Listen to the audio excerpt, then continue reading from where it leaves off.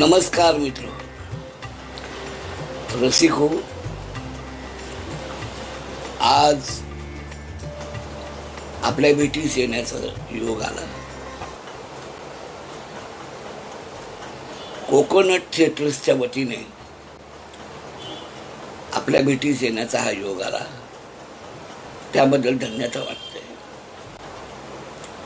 मी आपणाशी लोककला, तमाशा आणि शाहिरी या महाराष्ट्रातील जीवात्मा असलेल्या कलांच्या संदर्भामध्ये कथा संदर्भात बोलणार आहे.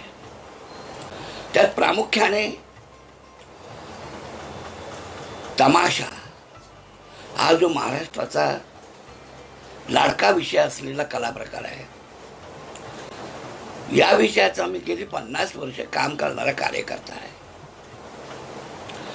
त्यामुळे माझ्या आयुष्यात गेले 50 वर्ष मी या विषयासाठी काम करण्यासाठी घालवलेले असल्यामुळे त्या घालवण्याचा मला जो लाभ झालेला आहे, मला लाभ झाला आहे म्हणण्यापेक्षा मला जी उपलब्धी झालेली आहे त्या कलेच्या अस्तित्वाची, त्या कलेच्या अस्तित्वाबरोबर त्या कलेच्या साम्राज्याची, ती मी आपणाशी वाटून घेऊ पाहतोय. तो माझा प्रयत्न आहे. आणि म्हणून या निमित्ताने मी आपणाशी बोलायला आलो आहे. महाराष्ट्र म्हटलं म्हणजे मराठी भाषा, आणि मराठी भाषा म्हटल्यानंतर मराठी राज्य आज आहे. पण ज्या वेळेला 1960 साली महाराष्ट्र राज्य झालं, त्याच्या आधी संपूर्ण देशामध्ये एक हिंदुस्थानचे एक स्वतंत्र देश राज्य होतं. त्यामध्ये विभागीय 4 राज्यांचा एक भाग होता. त्यामध्ये हे मुंबई राज्य होतं. आणि मुंबई राज्यामध्ये हे बरी 3-4 राज्य होती: गुजरात, कर्नाटक, महाराष्ट्र, गोवा वगैरे. गोवा पोर्तुगीजांच्या ताब्यात होतं. मी हे सांगण्याचा हेतू असा आहे माझा की इथे असं वेगळे पण नव्हतं की मराठी, गुजराती, कानडी वगैरे असं वेगळे पण नव्हतं. ह्या मुंबई राज्यामध्ये सगळे एका विचाराने, एका सहमतीने, सहकार्याने जीवन जगत होते. आणि त्या जीवन जगण्याच्या प्रक्रियेमध्ये व्यवहारातील सर्व विषय होत होते. त्यामध्ये लोकांना दिवसभराच्या उद्योगातून आणि उद्योगामधून झालेल्या श्रमाचा परिहार होण्याच्या दृष्टीने, किंबहुना महाराष्ट्रामध्ये या 4 राज्यांच्या ह्याच्यामध्ये जे जे बहुभाषिक राज्य आलेली आहेत, त्या राज्यांचे ऋतू, उत्सव, वार्षिक गावाचे महोत्सव, यात्रा, या सगळ्या सांस्कृतिक परंपरा राबविल्या जात होत्या. आणि या सांस्कृतिक परंपरा सांघिक स्वरूपात राबवल्या जात होत्या. मग राबवल्या जाणाऱ्या या परंपरेमध्ये सर्व विषय असायचे की समजा आषाढ महिना असेल उदाहरणार्थ, तर आषाढ महिन्यात येणारे सण कोणते आहेत, त्या सणामध्ये कोणकोणती भोजनाची व्यंजनं केली जातात, आषाढ महिन्यामध्ये जे उत्सव असतील त्या उत्सवांच्या कोणत्या रांगोळ्या घातल्या जातात, ऋतू असतील त्या ऋतूंना काय म्हणायचं त्याच्यावरती चित्र काढलं जातं. किंवा त्या महिन्यामध्ये घडणारे उत्सव, त्या उत्सवांच्या मूर्ती बनवल्या जायच्या. त्या महिन्यामध्ये त्या उत्सव घडणाऱ्या प्रसंगाला अनुरूप वस्तू बनवल्या जायच्या. हे सांगताना मला माहिती आहे की मी मराठी बोलतो, त्यामुळं अन्य भाषिक लोकांना समजण्याच्या दृष्टीने अडचण होईल. थोडं मध्ये मध्ये हिंदीमध्ये सुद्धा मला जेवढं शक्य आहे तेवढं मी बोलण्याचा प्रयत्न करीन. तर या उत्सवांच्या रूपाने आपल्याला विविधता महाराष्ट्राची पाहायला मिळत होती, ऐकायला मिळत होती, उपभोगायला मिळत होती आणि अनेक विषयाने वापरता येत होती. यामध्ये माणसांच्या श्रमाला परिहार करण्यासाठी पूर्ण दिवसभरामध्ये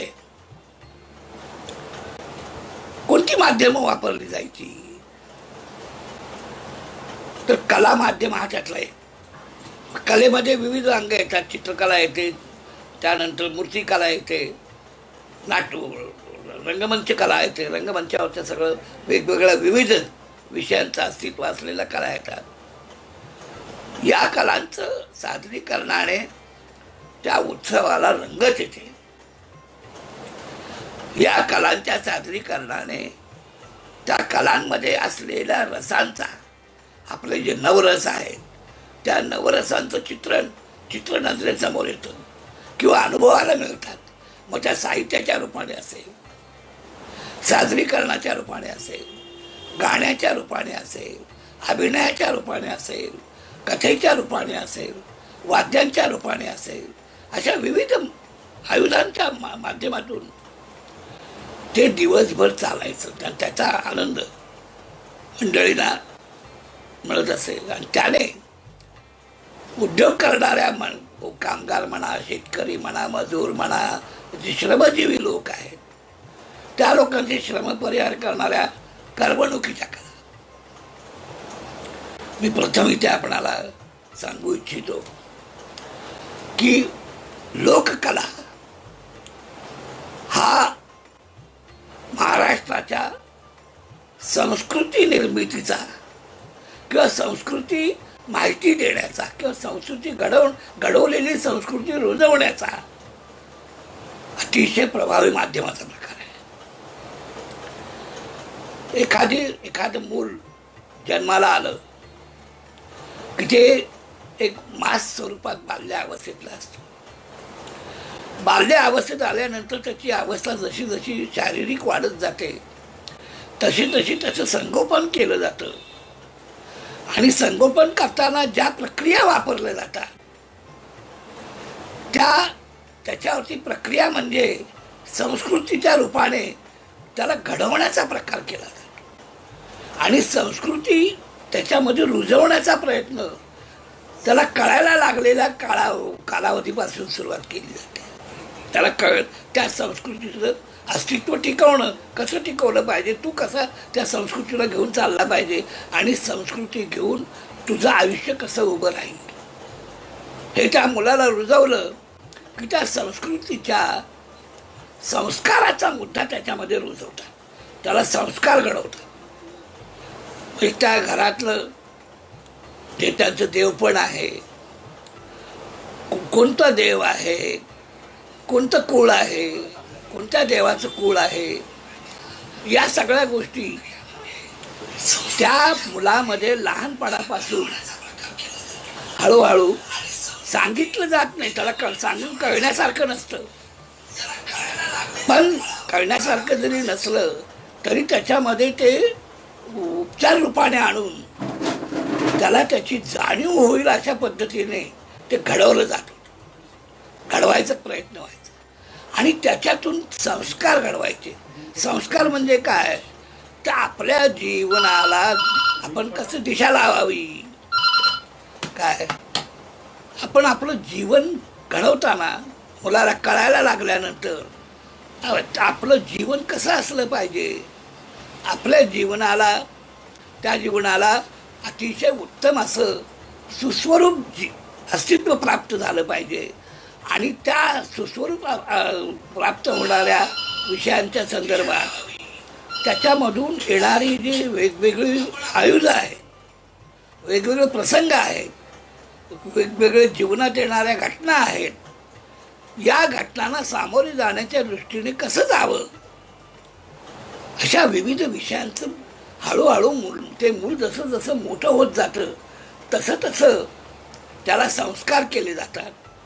आणि त्या संस्काररूपी जीवनामध्ये तो बाल्य अवस्थेतून कुमार अवस्थेत येतो, कुमार अवस्थेतून तरुण अवस्थेत येतो, तरुण अवस्थेतून प्रौढ अवस्थेत येतो, प्रौढ अवस्थेतून वार्धक्याच्या अवस्थेत जातो आणि वार्धक्याच्या अवस्थेत गेल्यानंतर वानप्रस्थाश्रमाच्या दृष्टीने शारीरिक स्थिती निर्माण होते. हे झालं जन्माला आलेल्या मुलाचं एकूण प्रवास यातला त्याच्या शारीरिक जीवनाची. मी एवढ्यासाठी सांगितलं की अशाच पद्धतीच्या लोककला त्यावेळेला जन्माला घातल्या गेल्या.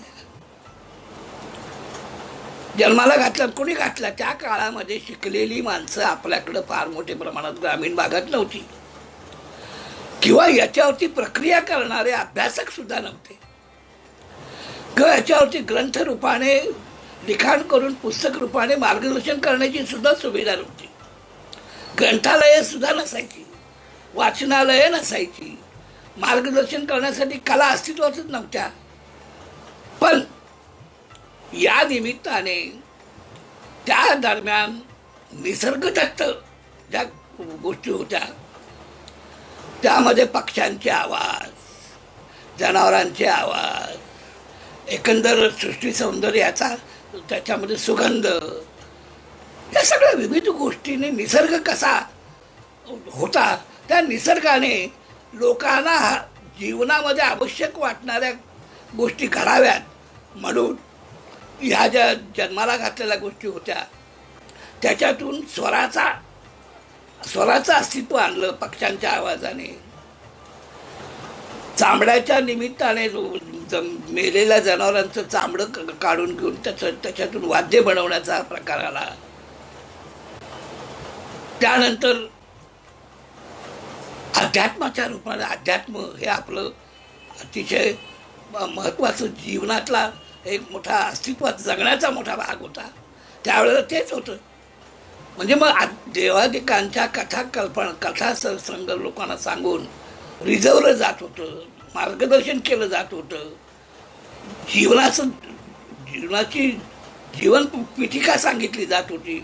जसं मुलाला लहानाचं मोठं करताना सांगितलं जात होतं तसं इतर वयाच्या माध्यमातून वयाच्या अंताकडे जाण्याच्या दृष्टिकोनातून लोकांना दिवसभर किंवा दिनभराच्या पूर्ण वेळामध्ये मार्गदर्शन केलं जात होतं.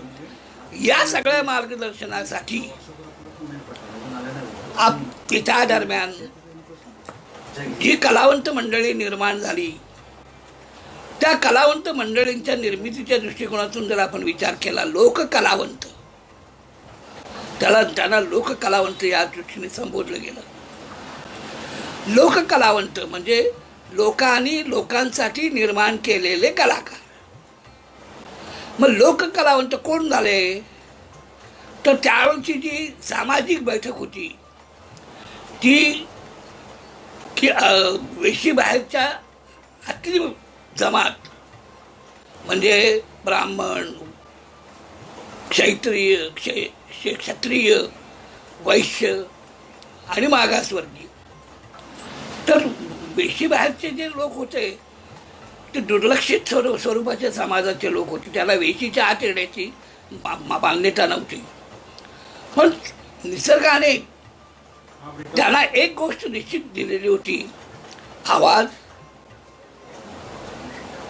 कर्तृत्व म्हणजे त्यांच्या जगण्यासाठी निर्माण करायच्या वस्तू बनवण्याची कला आणि त्या कलेच्या माध्यमातून त्याची विक्री करून जीवन जगण्याचा भाग. त्याच्यामध्ये गावाची स्वच्छता, जे विविध उपक्रम राबवले जायचे त्या उपक्रमासाठी वेशी बाहेरच्या लोकांचा, त्याच्यामध्ये भटकी जमात सुद्धा आली, आदिवासी जमात सुद्धा आली. आणि या लोकांना उद्योग नसायचा, वेशीच्या आत उद्योग नाही, मग जगायचं कसं? मग त्यांच्यातल्या गुणवत्ता प्राप्त मंडळी त्यांच्या गुणांना बाहेर काढून कोण गाणारा गायक व्हायचा, कोण वाद्य वाजवणारा वाद्यकरी व्हायचा, कोण कथा सांगणारा कथाकरी व्हायचा. कथा त्यावेळेला ह्या सगळ्या आध्यात्मिक ग्रंथामधूनच घ्यायच्या आणि ग्रंथामधूनच प्रसंग आणि घटना घेऊन समाजाला मार्गदर्शन करायचे. मग समाजाला मार्गदर्शन करण्यासाठी केवळ कथा सांगून चालत नसे, तर त्या कथांमधून भावदर्शन करणं, मग ते संगीताचं असेल, ते काव्याचं असेल, वाद्यांच्या रूपाने असेल, वाद्यांच्या रूपाने वेगवेगळ्या लयी, त्याचे आंदोलनं, वाद्यांच्या वाजण्याचे आंदोलनं, विविध विषयांचं त्याच्यामध्ये अस्तित्व असायचं आणि त्या एक लोककलाकार गावाला कलेच्या सादरीकरणातून आनंद द्यायचे. अशी पथकं निर्माण झाली आणि ती सांघिक लोककला ह्या कधीही व्यक्तिगत स्वतंत्र सादर केल्या गेल्या नाहीत. जे व्यक्तिगत स्वरूपात झाले ते बहुरूपी एखादी व्यक्ती बहुरूपी काय किंवा विदर्भामध्ये तुंबडीवाला किंवा असे जे छोटे छोटे हे होते काय तुंबडीवाला अशा पद्धतीचे काही महाराष्ट्रामध्ये स्वतंत्र एकांगी काम करणारे लोक कलाकार तयार केले की ते त्यांच्यापुरतंच करायचे. ते सांघिक नसत. त्यांना ते स्वतःच गायचे, स्वतःच नाट्यमय प्रसंग करायचे. एक पात्री ज्याला आपण म्हणतो अशा स्वरूपाचे करायचे. म्हणजे त्यामध्ये एकपात्री कलावंत लोकांच्या समोर आला. लोकसंगीतामध्ये वाद्यमेळमध्ये स्वर कसे निश्चित करायचे, ताल वाद्य बनवायचे, म्हणजे त्याच्यासाठी लागणारी वाद्य कशी, तर ती वाद्य बनवण्याची कामं, जंगलातलं लाकूड आणून वाद्य बनवणं, मेलेली जनावरं मेल्यानंतर त्यांची कातडी काढून ते कातडी त्या वाद्यांना बांधणं आणि त्याच्यातून वाद्य निर्मिती करणं, लईचा प्रकार सांगणं. सूचना आलेली आहे की काही बहुभाषिक मंडळीसुद्धा माझी मुलाखत ऐकण्याची शक्यता आहे, ऐकता आहेत. तर मध्ये मी हिंदीमध्ये सुद्धा थोडंसं मला जमेल तेवढं मी आपणासमोर सादर करेन. तो ये जो लोक कलाकार जो पैदा होते हैं, ये गांव के कूच के बाहर वेस्ट जो दरवाज़ा होता है, दरवाजे के बाहर के रहने वाली जो बस्ती होती है, वो बस्ती में के अछूत गाँव के लोग, उनके जरिए ये कला सादरीकरण का प्रयोजन किया जाता है. तो इस तरीके के कलाकार अलग अलग कला प्रकार के कलाकार होते हैं. जैसे कि नाल बजाने वाला, पखवाज बजाने वाला, तबला बजाने वाला, शहनाई बजाने वाला, ये सब लकड़ी से बनते हैं और लकड़ी जंगल से काट के ला के बनाते हैं. ये उनके रोजी रोटी का सवाल छुड़वाने के लिए ये लोग बनाते हैं और बनाने के बाद खुद पेश करते हैं. मुझे ऐसे मालूम हुआ है कि बिस्मिल्लाह खां साहब जो शहनाई बजाते थे, वो शहनाई बनाई जाती थी नासिक में. नासिक में एक दुकान है, वहाँ से बिस्मिल्लाह खान शहनाई लेके जाते थे. पूरे भारत का इतना बड़ा शहनाई नवाज, उनकी बजाने वाली शहनाई नासिक से ली जाती, क्योंकि सब आदिवासी एरिया वहाँ है ना. तो जंगल की लकड़ी जो अलग अलग किस्म की लकड़ी आती है, तो शहनाई को जो लकड़ी लगती है वो लकड़ी की बनाई हुई शहनाई वो बजाते थे. तो इस तरीके से वाद्य बनाए जाते थे और ये अलग अलग वाद्य वाले एक साथ आते थे, एक संघ बनाते थे, एक पार्टी बनाते थे. और पार्टी बना करके मैंने पहले जैसे आपको कहा कि गांव का जो उत्सव वार्षिक उत्सव है या कोई भी उत्सव है, भगवान का उत्सव है या कोई ऋतु उत्सव है, कोई घर के छोटे मोटे उत्सव है, गांव के सार्वजनिक उत्सव है, इस सब उत्सव में भोजन के प्रकार उस उत्सव के तरीके होते, ऋतु के तरीके से होते थे. वहाँ का जो माहौल है माहौल के तरीके से होते थे. माहौल मतलब जो जिस एरिया में वो प्रोग्राम है, वो प्रोग्राम के माहौल का जो अस्तित्व है, वो अस्तित्व को लेकर के उनको पसंद आने वाले चीज़ें बनाई जाती थी, पेश की जाती थी. कलाकार बुलाए जाते थे और कलाकार बुला करके वो पूरे दिन भर का उत्सव पेश किया जाता था. तो मैं वाद्य बनाने वाले कलाकार, कारीगर, ये सब अपने गांव के वेस्ट के बाहर के वाले होते थे. और ये सब इकट्ठे होकर के महाराष्ट्र का कार्यक्रम करने का जो पीरियड है, जो वक्त है या दिन है, वो बारिश की खेती वगैरह का खेती खलिहान का काम हो जाने के बाद जब फसल आती है, तो फसल आने के बाद फिर खेती होती नहीं है। तो फिर वो बारिश में ये कलाकार लोग, ये लोग खेती में काम करते हैं। खेत से वो जो खेत वाला होता है, वो उनको वहाँ सैलरी दे करके, पगार दे करके बारिश में काम करवा लेता है। और वो हो जाने के बाद उत्सव शुरू हो जाते हैं महाराष्ट्र में, गांव-गांव। फिर गांव-गांव के उत्सव में ये इनका पथक जो है, हम उसको नाम है फड नाम से जानते हैं। मराठीमध्ये त्याला फड म्हणतात। आणि हा फड निमंत्रित केला जातो आणि या निमंत्रित केलेल्या फडांच्या सुपारी म्हणजे निमंत्रण, सुपारीने निमंत्रण देत। जसं गणेश हा प्रथम पूज्य मानला गेला आहे, गणपतीला प्रथम पूजन केल्याशिवाय कुठलाही विधी करायचा नाही, ही जशी प्रथा आहे आज का, तशी निमंत्रण द्यायचं असेल तर सुपारी द्यायची, पान आणि त्याच्यावर सुपारी द्यायची, आणि त्याला निमंत्रण दिलं की त्याला पैसे देण्याची गरज नाही, त्याने ती सुपारी स्वीकारली। अशा पद्धतीची सुपारी देऊन निमंत्रण दिलं जायचं।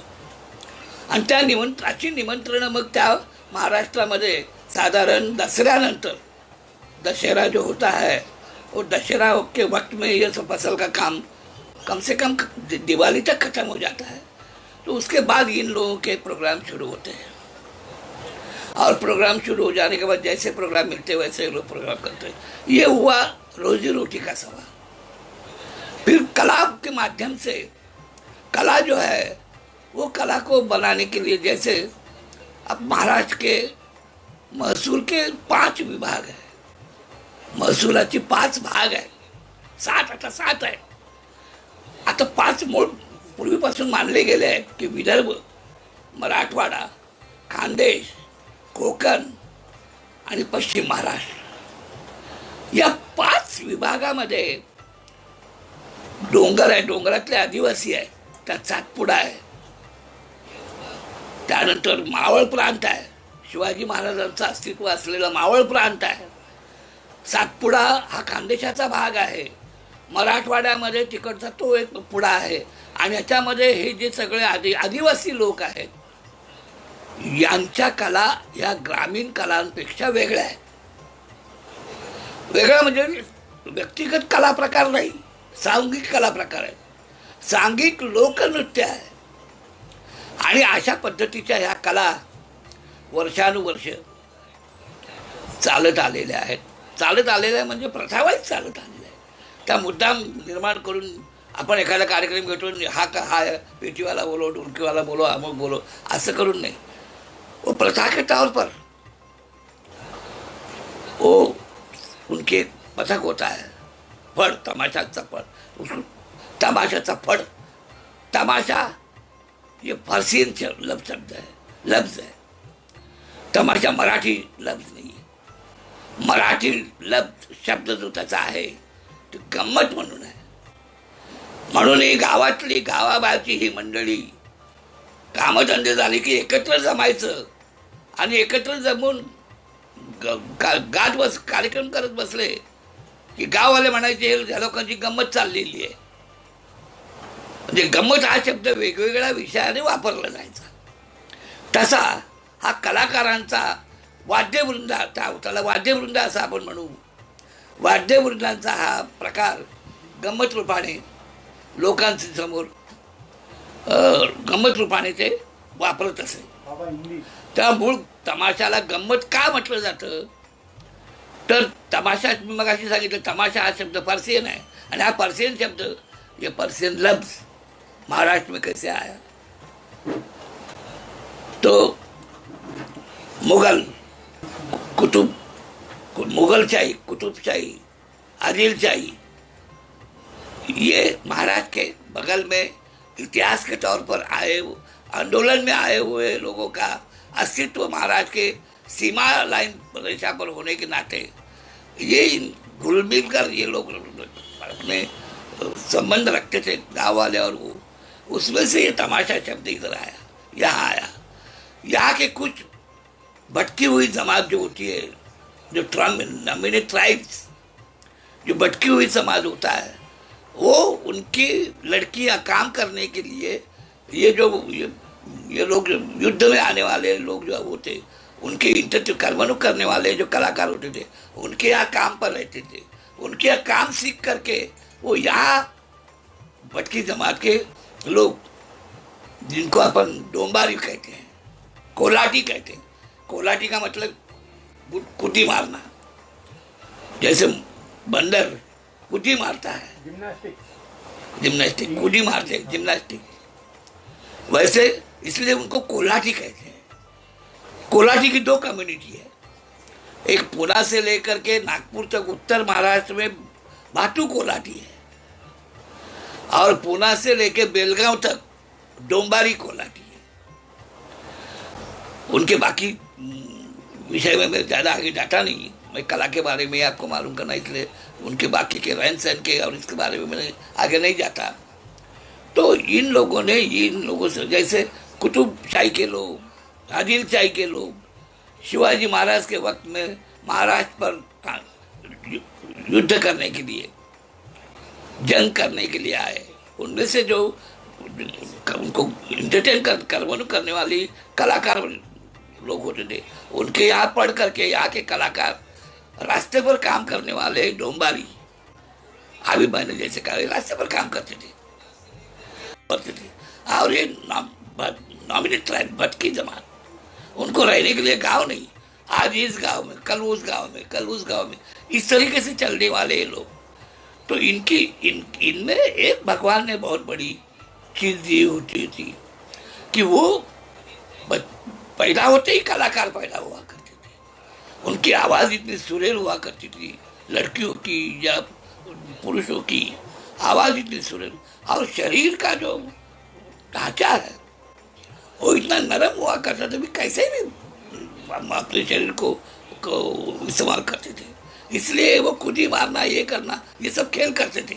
खेल करके लोगों को इकट्ठा करके अपने काम को अंजाम देते थे, और उससे मिलने वाले पैसे से गुजारा किया करते थे। गांव के बाहर झोपड़ी लगाते थे, उस रात रहते, रात सुबह निकल के दूसरे गाँव हो जाते। इस तरीके से ये कलाकारों ने इन लोगों से कला सीखी। ये भटकी जमात के लोगों के, हमारे इसमें से लोगों के क्या कहते हैं, वो प्रति या कलेक्शन।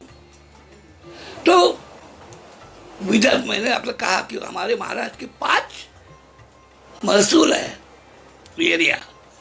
उस एरिया में जैसे ये लोग आए, आदिल शाह, कुतुब शाह वगैरह सब लोग आए, इनके आने से हमारे संस्कृति में कोई फर्क नहीं पड़ा, हमारे कलाकारों में कोई फर्क, क्योंकि हमारे कलाकारों को वो गांव के लोग ही समझते थे।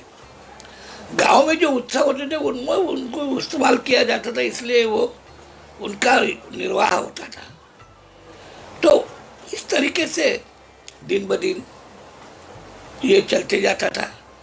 तो विदर्भ का जो एरिया है, ये महाराष्ट्र में 1960 के बाद आया है, पहले ये मध्य प्रदेश में था।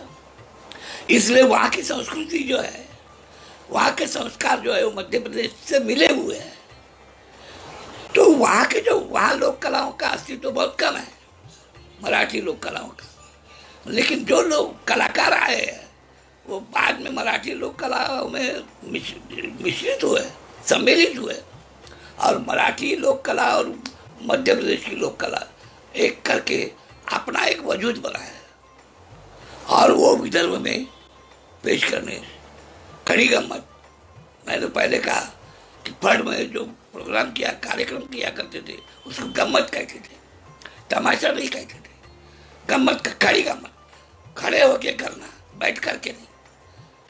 जैसे कोई प्रोग्राम, कार्यक्रम ऐसे होते कि बैठ करके गाया जाता था, बैठ करके वो खड़े होके सब करना, और गाना, वाद्य बजाना, और छोटे छोटे चुटके कटा के पेश करना, ये इतना ही होता था। लेकिन ये होने के पहले हमारे यहाँ लोक कला के माध्यम में ये सब सब्जेक्ट विषय जो है, ये भगवान के आध्यात्म ग्रंथ जो है, उस आध्यात्म ग्रंथ से लेकर के वो घटनाएं और वो विषय लेकर के लोगों को प्रबोधन किया जाता था। फिर उसमें कीर्तन हुआ था, कीर्तन में सब भगवान के भक्ति रस का प्रदर्शन हुआ करता था। रसों का भाग, मैंने रस का पहले कहा आपको कि इस लोक कलाओं में अलग अलग माध्यम में रसों का अस्तित्व तो बहुत बड़ा है। वीर रस है, श्रृंगार रस है, विरह रस है, दुख रस है, आनंद रस है, ऐसे अलग अलग रस के अस्तित्व इसमें बहुत है। और इस रस अलग अलग रसों के अस्तित्व को लेकर के ये लोग अपनी जिंदगी बसर किया करते थे। ऐसे महाराष्ट्र में, विदर्भ, मराठवाड़ा में आदिलशाही और कुतुबशाही का भाग होने के नाते ज़्यादा परिणाम था, इसलिए वहाँ लोक कलाओं का ज़्यादा तादाद में जन्म नहीं हुआ, क्योंकि उसके ऊपर आंध्र प्रदेश का परिणाम था। तो आंध्र प्रदेश के लोक कला और उसके परिणाम उनके कलाकारों के ऊपर दिखते। लेकिन मराठवाड़ा का जो कलाकार हुआ करते थे, वो उनसे मिलने के बाद जो दोनों ने इकट्ठा होकर के अपने वजूद बनाए।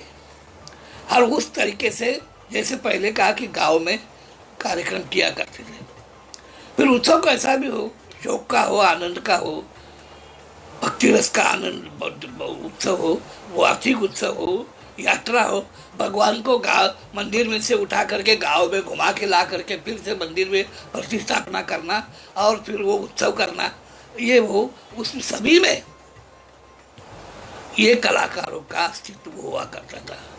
अगर भगवान को गांव मंदिर में से उठा करके गांव में घुमा के लाना है तो बजाने वाले यही लोग हुआ करते थे, बाहर से कोई आते नहीं थे। और उनके जो लोकवाद्य है, मैं इस पर कहना चाहूंगा आपको कि लोकवाद्य जो है ये ग्रामीण तौर पर पेश बनाए जाते थे और ग्रामीण तौर पर श्रमजीवी लोगों को इंटरटेनमेंट करने वाले हुआ करते थे।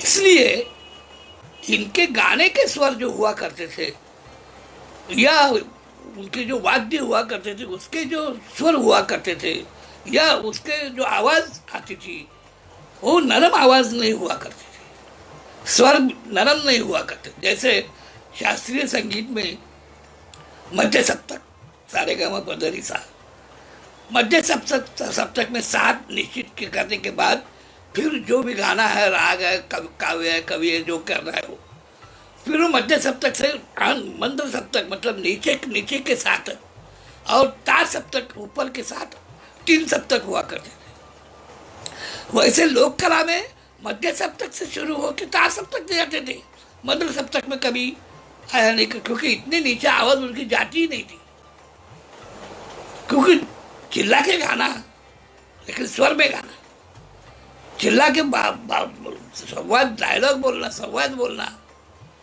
वो भी उसी स्वर में बोलना।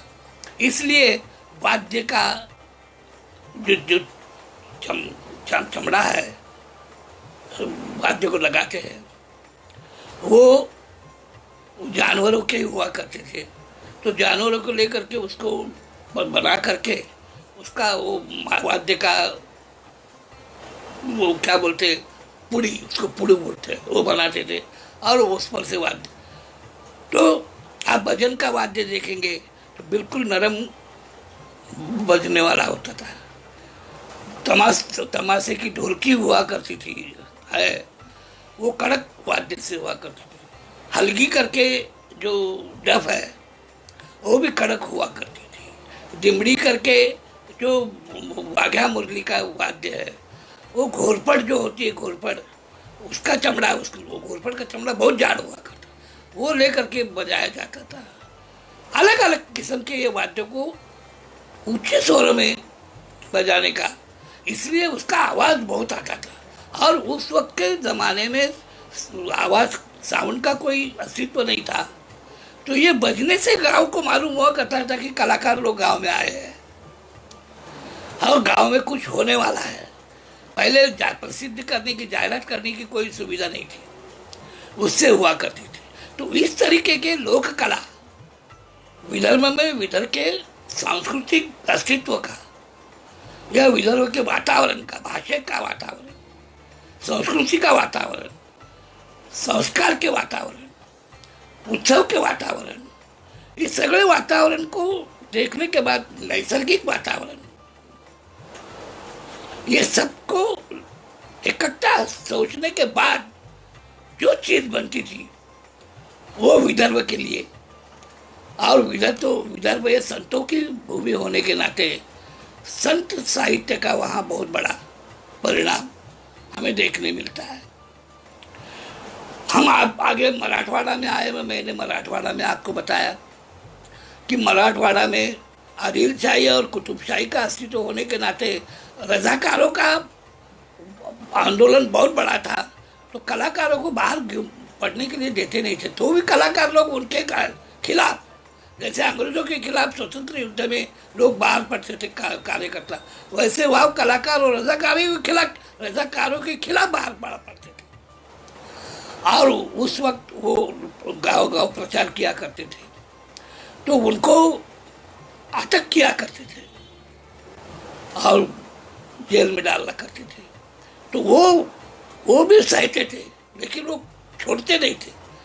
जब मराठवाड़ा महाराष्ट्र में आया, वो एरिया, तब जा करके मराठी संस्कृति से वो पूरा भर गया। फिर मराठी संस्कृति के लोक कला वहाँ जाने लगी, लोक कलाकार जाने लगे, लोक कलाकार पैदा हुए उस जनरेशन के। उस वक्त की जो जनरेशन थी, मैं उस वक्त की जनरेशन में बोल रहा, अभी की जनरेशन में नहीं बोल रहा हूँ मैं। उसके बाद हम पश्चिम महाराष्ट्र में आते हैं, शोलापुर, अहमदनगर, पुणे, सोला, कोल्हापुर, सांगली, सातारा, ये पहाड़ी इलाका है। ऐसा मैंने सुना है कि वो रावण जब सीता को उठा के लेके गया तो वो उस एरिया से गया। सीता जब उठा को लेके जाने के बाद वो जो गहने डालते गई, तो वो तुलजापुर, शोलापुर, विजापुर वगैरह इस एरिया से गया। जब राम लक्ष्मण उनको ढूंढने निकले तो उनको वो सब चीजें वहां मिलती गया। तो उस एरिया को भी नाम है। तो ये सब कथाएं और कलाकार हमारे सोलापुर जिला में, डिस्ट्रिक्ट में, मतलब कोल्हापुर से पश्चिम महाराष्ट्र के हर डिस्ट्रिक्ट में, तहसील गांव में कलाकार एक एक पैदा हुए हैं। मैं तमाशा पर ही बोलता हूँ, मैं लोक कला के साथ साथ तमाशा पर बोलता हूँ। तमाशा पे थोड़ा सा आगे और बोलने वाला हूँ, मेरा असली सब्जेक्ट वो है। लेकिन मैं लोक कला को क्यों ले चल रहा हूँ? क्योंकि लोक कला जन्मदात्री है इन कला की। तो जन्मदात्री को तो हम छोड़ नहीं सकते, लेकिन लोग गम्मत को हम तमाशे पर मैं आपको जरूर बोलूँगा आपके साथ। तो पश्चिम महाराष्ट्र में लोक कलाकारों का बहुत बड़ा टाटा है। फिर उसमें भगवान शिव जी की आराधना करने वाले, भगवान विष्णु जी की, नारायण की आराधना करने वाले हैं। जो भी भगवान है उनके आराधना के मंदिर है बहुत बड़े बड़े, जैसे तुलजा भवानी पार्वती का मंदिर है, भगवान का मंदिर, विष्णु का मंदिर पूरे हिंदुस्तान में वाराणसी में है। भगवान नारायण का मंदिर पांडुरंग के नाम से पंढरपुर में है। ये भगवान विष्णु पांडुरंग के रूप में कर्नाटक में आए, इसलिए उसको कानड़ा विठ्ठलू कहते हैं। और पंढरपुर में उनका भक्त था, भक्त के लिए आए, वहाँ वो बसे। वैसे लक्ष्मी का मंदिर है कोल्हापुर में, गणेश जी के मंदिर सांगली में, अलग अलग मंदिरों के तौर पर ये अलग अलग शहरों में है। लेकिन सांस्कृतिक परंपरा असल में आम तौर पर बड़ी तादाद में आपको पश्चिम महाराष्ट्र में और खानदेश में आता हूँ मैं आगे, पश्चिम महाराष्ट्र में है। इसमें भगवान के नाम पर, भगवान महादेव के नाम पर अलग अलग प्रकार के लोक कला प्रकार पेश किए जाते हैं। फिर वाघा मुरली के नाम से लोक नृत्य होता है, सांगी, और भारूड, भारूड यानी कि बहुरूड, सब लोगों को पसंद आता है। एक संघ में सब लोगों को पसंद आए वो विविधता लोक कला की उसमें उठती, उसे भारूड या अपभ्रंशित शब्द है, वो शब्द है बहुरूड। उसका उच्चारण करने के लिए आता नहीं, इसलिए भारूड कर दिया उसको। उसमें सब गाना होता है, कथा होती है, संवाद होते हैं, सब कुछ, लेकिन आध्यात्मिक होता है। अभी सामाजिक होने लगे हैं, लेकिन आध्यात्मिक सब प्रदर्शन हुआ गाँव गाँव, और रात रात भर हुआ करते थे। तो वो ये प्रकार वहाँ है। भटकी जमात, मैंने आपको नॉमिनेट ट्राइब जो बताया, उसमें लोक कला में ज्यादा से ज्यादा योगदान गोंधली समाज जो है वो सब जगह है, विदर्भ में है, महाराष्ट्र के पाची एरिया में है।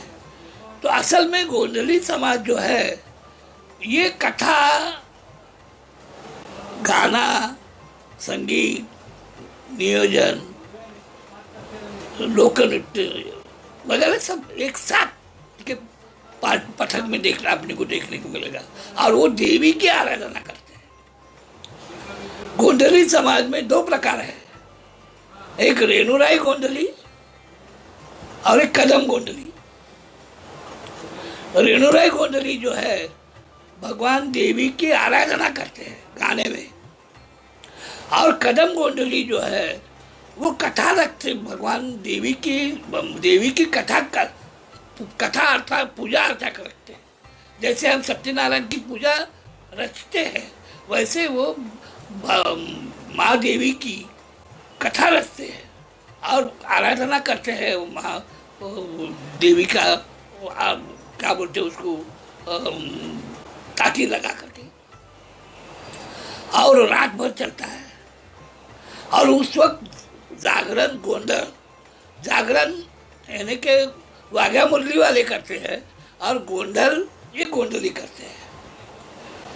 और सुबह हमारे में शादी होने के बाद नए दूल्हा दुल्हन जो होते हैं उनको जिंदगी में अपने को इस तरीके से अपनी जिंदगी बसर करनी है, ये मार्गदर्शन आध्यात्मिक कथाओं की, देवाओं की जो घटनाएं है वो अपने गाने में, अपने कथा में, अपने संगीत में वो रात भर वो दूल्हा दुल्हन को और उनके सब घर वालों को कथा के रूप में सुनाते हैं।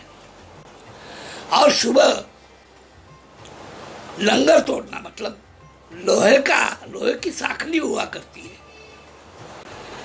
तो सुबह समारोह करना है कार्यक्रम का, तो कैसे करते हैं?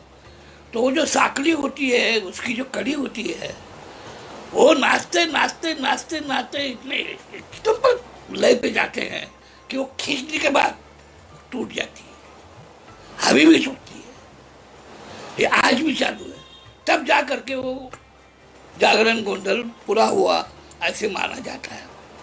इस तरीके के नॉमिनेट ट्राइब्स की भटकी जमात महाराष्ट्र में अलग अलग तौर पर, अलग अलग राज्य में, अलग अलग डिस्ट्रिक्ट में आपको देखने के लिए अभी भी है। कुछ तो अभी पढ़े लिखे परिवार में पढ़े लिखे होने के बाद कुछ करते नहीं, लेकिन है अभी भी। लेकिन भगवान का बहुत अच्छा मार्गदर्शन, भगवान के जो प्रसंग है, जैसे अभी हम दूरदर्शन पे अब सीरियल देखते हैं, महादेव की सीरियल देखते हैं, कौरव पांडवों की सीरियल देखते हैं, रामायण देखते हैं, उनके जीवन में जो घटनाएं घटी है, वो घटना से जो प्रबोधन किया जाता है, वो प्रबोधन ये लोग अपने कार्यक्रम में अभी के इनके श्रोतों को सुनाते हैं, दिखाते हैं। इसके लिए लोक कलाओं का अस्तित्व बहुत बड़ा है, महत्वपूर्ण है। सब कोल्हापुर जो सब डिस्ट्रिक्ट में होते हैं, चलता है। नीचे हम आते हैं कोंकण में, कोंकण एरिया है जहाँ समुंदर किनारा है सब, गोवा से लेकर, गोवा में भी मराठी भाषा बोली जाती है। गोवा उस वक्त पोर्तुगीज का राज था। गोवा में पोर्तुगीजों का संस्कार उन लोगों पर हुआ है, तो मराठी और गोवानीज भाषा वो इकट्ठा बोलते हैं। वहाँ से लेकर के पालघर तक कोंकण एरिया है, 4 डिस्ट्रिक्ट, सिंधुदुर्ग, रत्नागिरी, रायगढ़, ठाणा आणि पालघर, 5 डिस्ट्रिक्ट। उस एरिया में, कोंकण में स्वतंत्र नृत्य का वाद्य बजाने वाले या व्यक्तिगत नृत्य नहीं है, सांघिक कला प्रकार है। और सांघिक कला प्रकार में आध्यात्मिक कथाओं का प्रबोधन आमतौर पर दिखाई देता है। जैसे हम शहर में अभी नाटक देखते हैं ना, नाटक की कथाएं होती है, अलग अलग प्रसंग होते हैं वगैरह वगैरह, वैसे उस वक्त के रामायण में, महाभारत में जो कथाएं होती थी, वो दशावतार करके जो कला प्रकार है, उसमें भगवान के 10 अवतार हुए। उस भगवान ने 10 अवतार क्यों लिए, किस लिए लिए, कौन किसके लिए लिए, और उसका क्या परिणाम निकला, ये वो अवतारों को प्रदर्शित करते हैं घटना के तौर पर, कथा के तौर पर, और लोगों को रात भर प्रबोधन करते हैं। नमन में भक्ति रस को लेकर के यही कथाओं को गायकी में लोगों को सुनाते हैं। वाद्य में गायकी और कथा, नाट्य, ये नमन में होता है। ललित में भी वही वैसे ही होता है। ये सब प्रकार कोंकण में, ये 2-4 डिस्ट्रिक्ट में होता है। और आगे जाकर के हम पालघर में जब आते हैं, तो पालघर से लेकर के अमरावती तक सातपुड़ा है। सातपुड़ा पर्वत, पुड़ा मतलब एक भाग, 1 पुड़ा, 2 पुड़ा, 3 पुड़ा, 4 पुड़ा, 5 पुड़ा, ऐसे 7 भाग है। वो डोंगर एरिया में रहने वाले जो आदिवासी है, आपको मैं कहता हूँ यकीन नहीं आएगा, मैं खुद गया था धुलिया डिस्ट्रिक्ट, वो सब धुलिया डिस्ट्रिक्ट था, अभी नंदुरबार डिस्ट्रिक्ट है, कि मैं दूरदर्शन के लिए एक पार्टी चॉइस करने के लिए गया था। तो धुलिया डिस्ट्रिक्ट में मांडवी करके तहसील है, वो मांडवी के आगे 4 पुड़ा में गया था मैं, 4 पुड़ा, वो आदिवासियों का नृत्य और काल देखने के लिए, वो उसको पास करने के लिए। तो वहाँ उनकी हालत देखी, मैं तो मुझे देखी गई नहीं। उनकी एक संस्कृति है, इतनी मीठी संस्कृति है, आपको क्या बताऊं। तो वहां देखा तो गांव में एक मैयत हुई थी, और मैयत हुई तो कोई स्वाभाविक है, मैयत हुई तो कुछ गांव में होगा नहीं। तो हम वहाँ के जो एक स्कूल था गवर्नमेंट का, उस स्कूल में आदिवासी लड़के जो रहा करते थे, उनको हमने कहा कि भाई तुम हमको दिखाओ। तो वो अधिकारी ने उनको हमको दिखाने के लिए वहाँ देखा हमने। हम लौट रहे थे तो बीच में एक नाला था, नदी का छोटा नाला था। तो 5-6 लड़कियां गाते गाते चल रही थी पैदल। तो इतना मीठा था गाना उनका, क्या बताऊं, कि हम सुन करके सैर बैर हो गए। तो हमने वो अधिकारी को पूछा ये क्या है। तो नाले में गाड़ी उसने खड़ी की और हमको बोले उतरो। हम उतरे गए तो वो नाले पे वो लड़कियां आई, लड़कियों के साथ कोई पुरुष भी थे उनके, आदिवासी, भिल्ला आदिवासी, उनमें भी अलग अलग कौम है। तो हमने पूछा भाई ये क्या गा रही थी। तो बोले ये हमारी 2 लड़कियां, उनकी शादी हुई है और उनको हम ससुराल छोड़ने के लिए चले हैं। तो हम उनकी दोस्त है, साथी है, बचपन के साथी है। तो हमें बिछड़ के जा रही है, इसलिए हम हमारा दुख व्यक्त कर रहे हैं, उसके प्रति हमारी भावना व्यक्त कर रहे हैं, और वो गाने में हम व्यक्त कर रहे हैं। आई हमने देखा तो किसका पल्लू आगे किया हुआ, किसके पल्लू उल्टा किया हुआ, तो हमने पूछा ये क्या चीज़ है, ये उल्टा किया हुआ पल्लू जो है और आगे किया हुआ पल्लू है, इसमें क्या अंतर है। तो उनके लोगों ने बताया कि जो सामने किया हुआ पल्लू जो है उनकी शादी हुई है और उनको हम ससुराल छोड़ने आए, और उल्टा पल्लू किया है वो कुमारी है, कौमारी है, उनकी अभी तक शादी हुई नहीं।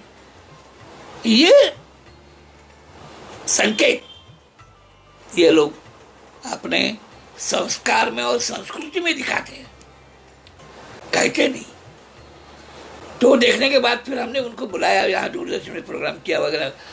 तो भिल्ल आदिवासी 4 पुड़ा तक हम गए, तो हमको चाय पिलाने के लिए चीनी तो नहीं थी, कुछ नहीं था, हमने कुछ नहीं किया, आगे निकला, क्योंकि आदमी तो भी गुजर गया था, कुछ नहीं।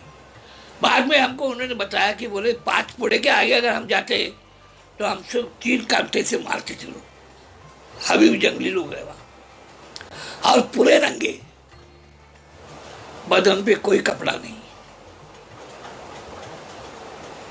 जंगल के पान पत्ते लगा करके घूमते हैं, पूरे नंगे, आज भी है। हम स्वतंत्र हुए ऐसा हमें लगा नहीं उस वक्त। मैंने कहा अभी अब संस्कृति हम क्या कर बोल सकते, चलो भाई निकले। मैं कहने का मतलब ये है कि ये सब छोड़ दीजिए, ये तो चलता है, लेकिन उनके अंदर जो कलावंत का जो कलाकार दबा हुआ देखने के लिए मिला। सांघिक नृत्य में एक ऐसा पहलू उन्होंने बताया, जानवर, क्योंकि सांघिक नृत्य में वो जानवर चल रहा है ऐसा हमको महसूस हो रहा था। एक आदिवासी एक हाथ के ऊपर वो जानवर कैसा चलता है वैसा वो चल के बताया उसने। ये जो लोक कला के उसमें जो प्रतीक दिखाए जाते हैं कि ये किस तरीके का जानवर है, ये किस तरीके का जानवर है, ये किस तरीके का लहसन है, ये का वो जो तरीके उन्होंने जो हमको बताए, ये सब आपको आदिवासी कलाकारों में मिलेगा। और आदिवासी गाने का आवाज़ तो इतने मीठे हुआ, जैसे फल होते हैं जंगल में, फल होते हैं वैसे उनकी आवाज़ ही हुआ, इतनी मीठी आवाज़, वो क्या बताऊँ। तो वो तरीके के पहाड़ी इलाके में मैंने नांदेड़ में भी देखा। ऐसे ही हमको खाना खिलाने के लिए वो लोग निकले, जो घर में नमक नहीं किसी के घर में, या मसाला नहीं, 10-15 घर में से मसाला निकाला, 1 चम्मच मसाला निकाला और उसमें से भाजी बना करके हमको सब्जी बना करके खिलाई। इतनी गरीब अवस्था। हम स्वतंत्र हुए हैं क्या? मुझे नहीं लगता हम स्वतंत्र। आज भी, अभी तो नहीं है, लेकिन उस वक्त हमको लगा हम पारतंत्र नहीं। मुद्दा मेरा कहने का ये है, पूरी हालात के बुरे वक्त में भी उन्होंने अपने अंदर की जो कला है उसका जो उन्होंने संगोपन किया, जतन किया है, ये संस्कृति, ये संस्कार की वजह से। वो कोई बाहर कोई नाटक थिएटर में जब बताने के लिए जाते नहीं और टिकट लगा करके धंधा नहीं करते, लेकिन उनके उत्सव में आनंद से आते हैं। और जो उत्सव उनका जो बनता है वो तो भगवान की लीला है, और भगवान की लीला के तौर पर वो जो उत्सव दिखता है बिल्कुल देखने का भी होता है। ये लोक कला का, महाराष्ट्र का एक चलता फिरता थोड़ा सा मालूमात मैंने आपके सामने रखी है। और इस पर बोलने के लिए गया तो इस पर बहुत बोलना पड़ेगा, संगीत पे बोलना पड़ेगा, साहित्य पे बोलना पड़ेगा। साहित्य के तौर पर इनका साहित्य कौन लिखता है? कौन लिखने वाला है? पढ़े लिखे तो है नहीं। अभी बीच में लोक साहित्य परिषद में इनके समाज की भिल्ल समाज की लड़की ये पढ़ी, प्राध्यापक हुई और कॉलेज में पढ़ाती है। उसने उनके उस समाज जमाती के ऊपर किताब लिखी है। तो वो किताब में उनके भिल्ल आदिवासी लोगों के गाने दिए हैं। महेश्वरी गावित उसका नाम, सारडा कॉलेज में अहमदनगर में प्राध्यापिका है। बहुत बड़ा काम है उस लड़की का, उतना उतना उसने त्याग किया है, वो अपने काम में भी अंजाम कम देती है, लेकिन अब संशोधन करने में अपना वक्त गुजारती है और उसने उसके ऊपर किताब निकाले हुए है। तो ये काम अभी हो रहा है, उस वक्त कुछ किसी ने किया नहीं है। आपको आदिवासी महामंडल में जाएंगे कॉर्पोरेशन में तो आपको इसमें से कुछ मिलेगा नहीं, वो खाली गवर्नमेंट के अफसर लोगों को बैठने के लिए टेबल कुर्सी और पैसा, 10 बजे आना 6 बजे जाना, इससे खाली वो कागज इधर को उधर करना, इतना ही है। मैंने कहने का मतलब ये है कि ये सब मंडल और ये सब अधिकारी और ये प्रशासन ये दिखावे के लिए होते हैं, इन कलाकारों के भला कर, इनके हालात को सुधारने के लिए इनके पास विचार है, लेकिन गवर्नमेंट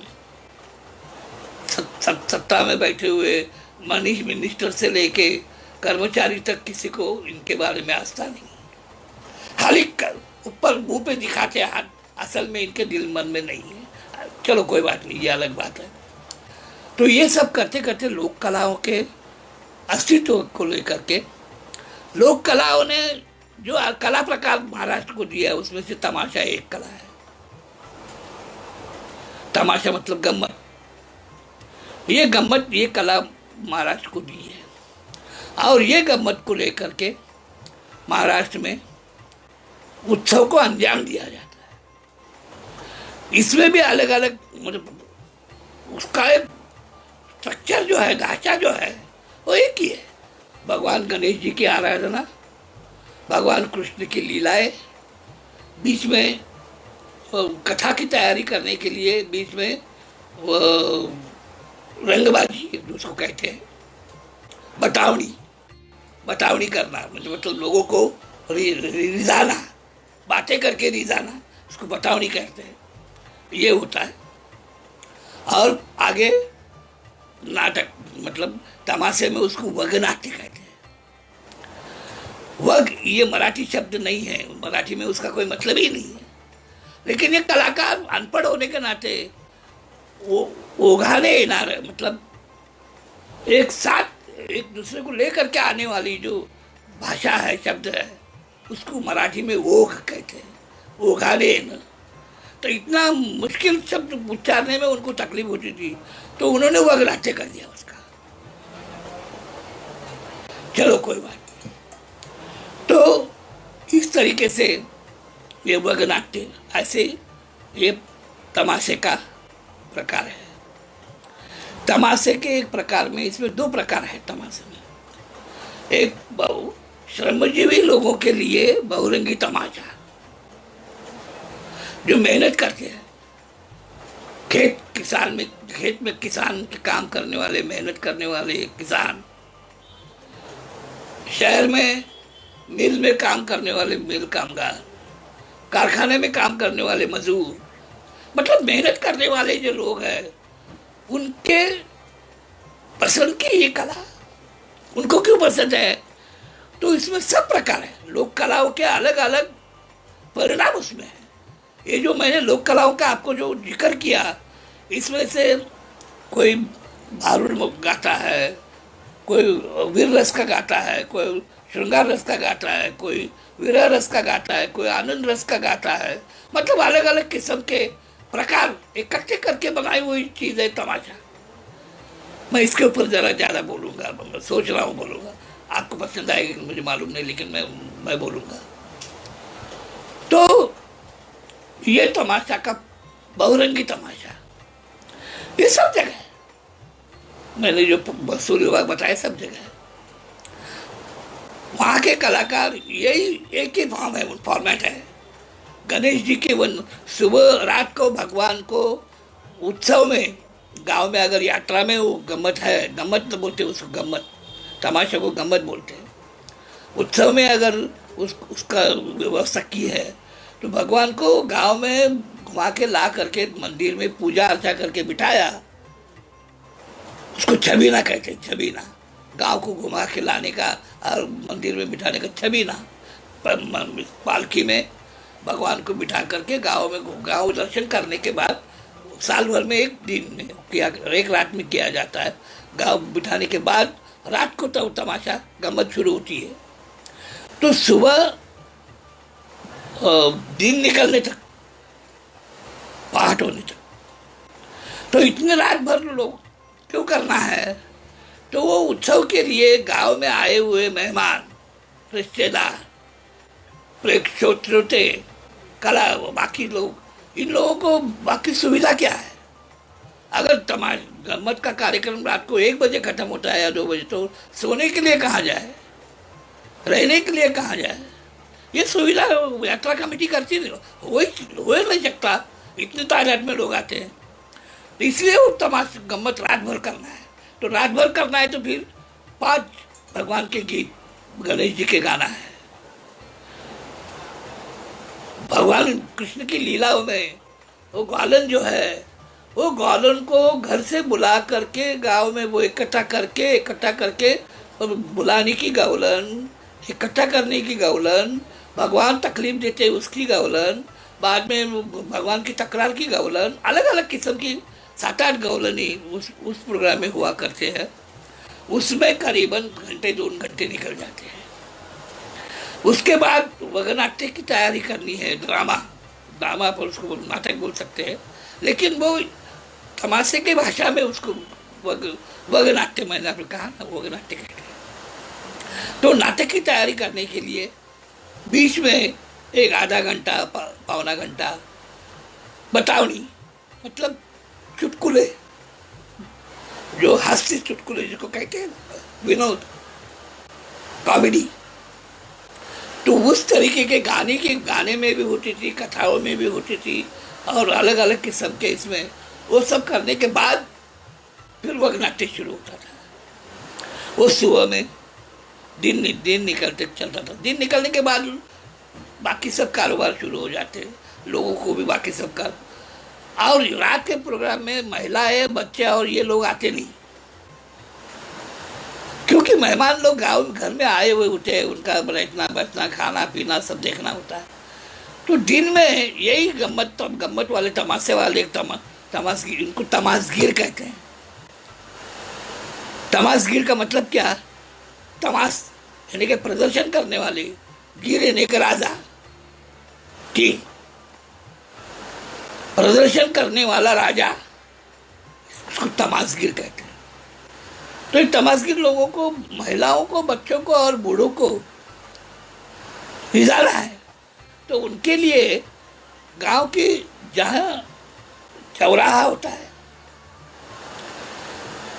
या गांव का बहुत बड़ी जगह होती है, वहाँ सुबह 8 बजे से लेके 12-1 बजे तक उनकी गम्मत चलती है। उनके लिए, उनके विषय उनको पसंद आए उस तरीके के हुआ करते थे।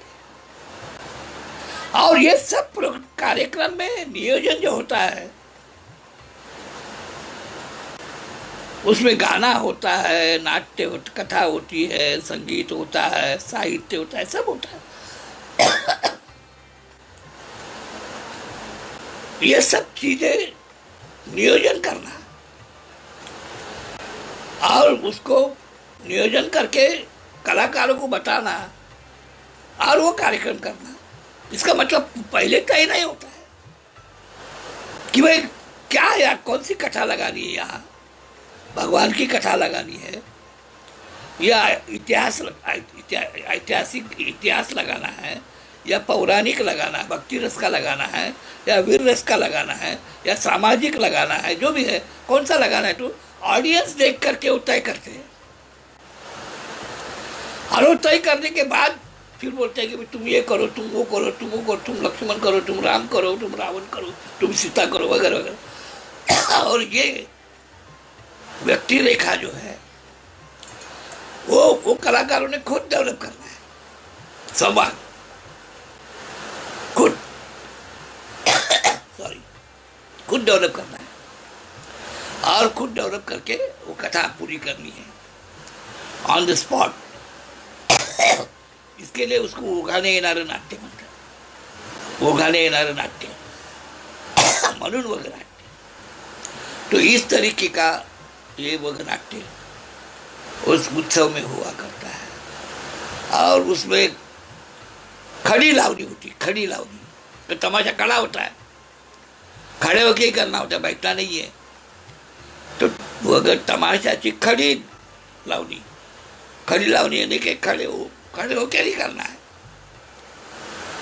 पहले ही एक बात मैं साफ करूं, लावनी ये भी शब्द मैंने उच्चारा इसलिए कि तमाशे की गम्मत में लावनी के नाम पर जो पेश होता है, तो महाराष्ट्र की ये तमाशा के लावनी को नृत्य की परंपरा नहीं, क्योंकि उस वक्त नृत्य उस जमाने में कहा था। यहां तक कि औरतें भी काम नहीं किया करती थी तमाशे में, गम्मत में। तमाशे की गम्मत में औरतें 1935-36 के बाद आई है, वो भी जरूरत के नाम पर, नहीं तो पुरुष ही औरतों के काम किया करते थे, स्त्रियां हुआ नहीं करती। तो यहाँ जो लावनी जो पेश होती है, एक उसमें घुंघरू नहीं होते, वो गाना होता है, वो लय होती है उनके घूमने में, वहाँ मंच पे घूमते हैं तो उसमें वो उनके पदन्यास होते हैं, लेकिन लय के पदन्यास होते हैं, घुंघरू के पदन्यास नहीं होते हैं। इसलिए लावनी को घुंघरू का अस्तित्व नहीं है। क्यों? क्योंकि घुंघरू जो है ये आपका ध्यान जो है वो आकर्षित कर सकती है, आपके सामने भावना व्यक्त नहीं कर सकते। क्या व्यक्त करेगी भावना? लय बता सकते हैं, ये द्रुत लय है, ये कम लय है, ये लय है, ये गत है, ये परण है, ये शब्द है उसके, लेकिन भावना व्यक्त नहीं कर सकते। जैसे गाने में शब्द भावना व्यक्त करते हैं, शब्द कहते हैं। जैसे मैं अभी आपको बता रहा हूँ, मैं मराठी आदमी हूँ, मुझे हिंदी ज़्यादा आता नहीं, तो भी मैं आपको समझाने की कोशिश कर रहा हूँ। ये जो शब्द के तौर पर भावना व्यक्त करना जो है, तो शब्द भावना व्यक्त करते हैं, भाव व्यक्त करते हैं। उस भाव से सामने वाले को मालूम पड़ता है कि इनको ये कहना है, तो उस हिसाब से वो लावनी, खड़ी लावनी, तो खड़ी लावनी वहाँ की उसकी जो होती थी वो सवाल जवाब पे भी हुआ कर, सवाल जवाब, स्त्री पुरुषों का सवाल जवाब होता है, तो सवाल जवाब भी आध्यात्मिक हुआ कर। जो घटनाएं आध्यात्म भगवानों के तौर पर, प्रसंग के तौर पर हुए हैं, उसको सवाल जवाब में ला करके किया करते थे। ये एक बात। दूसरी बात और एक महत्व की मैं आपके सामने रखना चाहता हूँ कि औरत, महिला ने सवाल डाला, तो वो सवाल का विषय जो है ये बिल्कुल औरतों की जैसी क्या कहते हैं, फितरत होती है, नरम फितरत, नरम यानी कि एकदम मलूल नरम फितरत होती है, उस विषय के सवाल हुआ करते हैं। लेकिन जवाब देने वाला जो होता है पुरुष होता था, तो पुरुष उसका उत्तर देते वक्त पुरुषत्व का जो क्या कहते हैं मस्ती वाला अस्तित्व जो है, उस शब्द पर उसका जवाब देते हैं। तो कलगी ये नरम विचारों को पेश करती है और तुरे वाले करारी विचारों को शब्दों में पेश करते हैं। इसमें दो आदमी का नाम मैं आपके मालूमात के लिए लेना चाहूँगा कि पट्टे बापूराव कुलकर्णी, ये कलगी वाले उस्ताद थे, उनको पट्टे बापूराव कहते थे। वो ब्राह्मण समाज के थे, उनको ये कला भाई, और उन्होंने अपने को इसमें झोंक दिया, ढकल दिया, और वो बहुत बुद्धिमान थे, वो पहलवान भी थे।